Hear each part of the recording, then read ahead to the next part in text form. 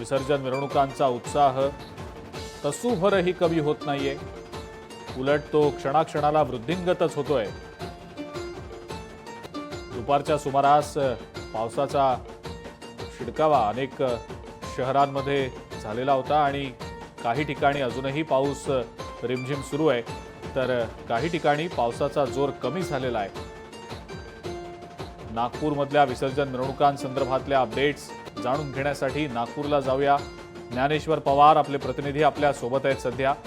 ज्ञानेश्वर, नागपूरमधल्या विसर्जन मिरवणुका पाहण्यासाठी नागपूरकरांनी सकाळपासूनच मोठी गर्दी केल्याचं पाहायला मिळालेलं होतं। आता नेमकी काय स्थिती आहे? अनेक मोठ्या गणपतींचं विसर्जन अजूनही होणं बाकी आहे का? काय अपडेट आहे या संदर्भातली?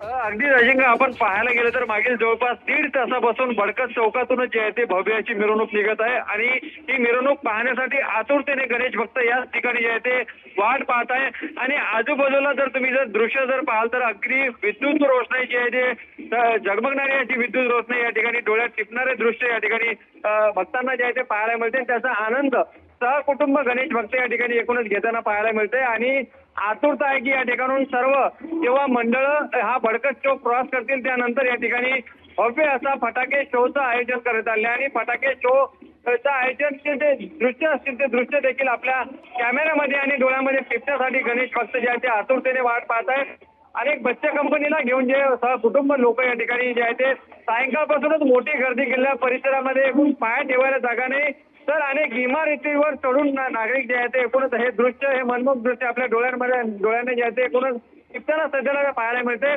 सध्याला आपण जर पाहाल तर या ठिकाणी दक्षिणामूर्ती गणेश मंडळाचं श्री गणेश मूर्ती जी आहे ते आता बडकत चौकाला क्रॉस करत आहे आणि त्यानंतर पाठोपाठ एकामागे एक रांगेने अगदी शिस्तबद्ध पद्धतीने सर्व मिरवणूक जी आहे ते काढली जात आहे। मोठ्या पोलिसांचा बंदोबस्त या परिसरात एकूणच लावण्यात आलेला आहे, कारण की हा एकूणच जो आहे तो महाल परिसर आहे। महाल परिसरामध्ये आपण पाहिलं की काही दिवसापूर्वी जे आहे ते दंगलजन्य परिस्थिती होती, त्यामुळे कोणताही अनुचित प्रकार घडू नये यासाठी पोलिसांनी देखील चोख बंदोबस्त या परिसरामध्ये एकूण लावलेला आहे। तर परिसरामध्ये सीसीटीव्ही कॅमेऱ्याच्या माध्यमातून ड्रोनच्या माध्यमातून देखील जे आहे ते करडी नजर पोलिसांची एकूण ठेवण्यात आलेली आहे। एक भव्य अशी मोठी क्रेन जी आहे ती अजिंक्य या ठिकाणी उभारण्यात आली आहे आणि आता थोड्याच वेळामध्ये या क्रेनवर जे आहे ते फटाके लावण्यात आले आणि या फटाकेचा शो आता काही क्षणामध्ये सुरू होणार आहे आणि हे दृश्य आपल्या नजरेत कैद करण्यासाठी मोठ्या संख्येने या ठिकाणी गणेश भक्त जे आहेत एकूणच एकवटलेले बडकत चौकामध्ये पाहायला मिळत आहे।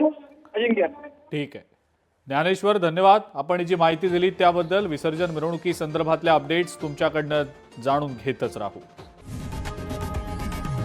लोकशाही मराठी ऐका, पहा, जागरूक रहा।